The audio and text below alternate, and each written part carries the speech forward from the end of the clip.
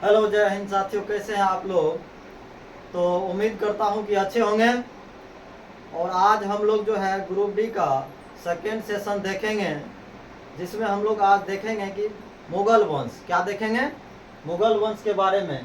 तो कहा जाता है कि भारत में जो है मुगल वंश का संस्थापक बाबर को माना जाता है। किसको माना जाता है? बाबर को माना जाता है। और इस बाबर के बचपन का नाम जो है जहीरुद्दीन बाबर था। क्या था? जहीरुद्दीन बाबर था। और यही बाबर है जो हमारे भारत देश में जो है मुगल वंश का नींव रखा था।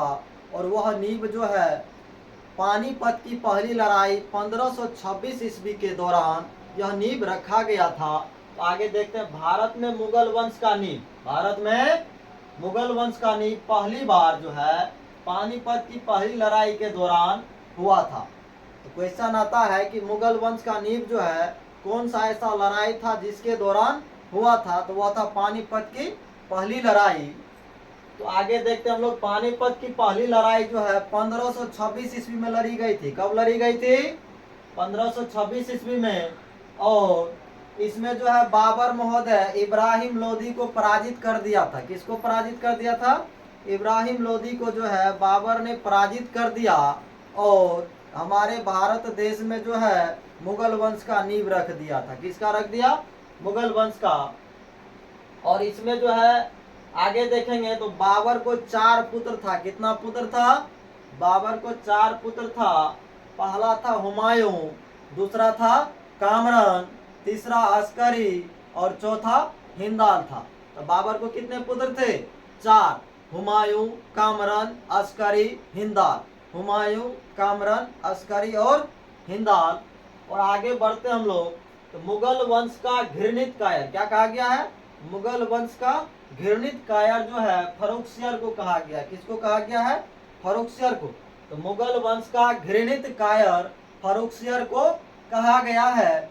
आगे देखते हैं हम लोग कि मुगल वंश का अंतिम शासक। मुगल वंश का अंतिम शासक जो है, मुगल वंश का अंतिम शासक जो है बहादुर शाह द्वितीय। बहादुर शाह द्वितीय यानी जफर को कहा गया। किसको कहा गया है?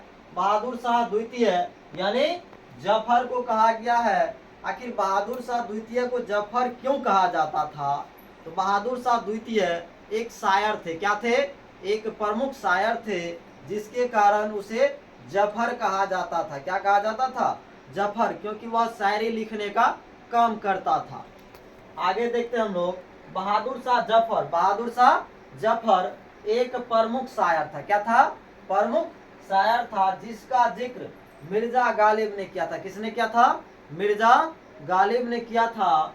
और कहता है कि बहादुर शाह जफर का मृत्यु, बहादुर शाह जफर का मृत्यु जो है रंगून जेल में हो गया था। कहाँ हो गया था? रंगून जेल में हो गया था। क्योंकि जब 1857 की क्रांति चल रही थी, उस समय में अंग्रेज जो है बहादुर शाह द्वितीय यानी जफर को जो है कहाँ? रंगून जेल में भेज दिया। और रंगून जेल कहाँ पड़ता था? बर्मा में। कहाँ पड़ता था? बर्मा में।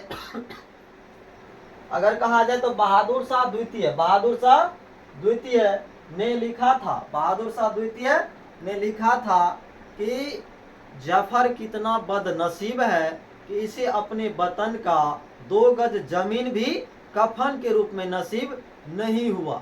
कफन के रूप में नसीब नहीं हुआ, क्योंकि इसको जो है अपने मुल्क से दूसरे जगह भेज दिया गया था। और वहां पर इसका क्या हो गया? इंतकाल हो गया। क्या हो गया? इंतकाल। इंतकाल का मतलब होता है मृत्यु हो जाना। क्या हो जाना? मृत्यु। तो जफर का मृत्यु रंगून जेल में ही हो गया था। आगे देखते हैं हम लोग कि अकबर का राजस्व मंत्री। किसका? अकबर का राजस्व मंत्री जो है टोडरमल था। कौन था? अकबर का राजस्व मंत्री टोडरमल था। कौन था?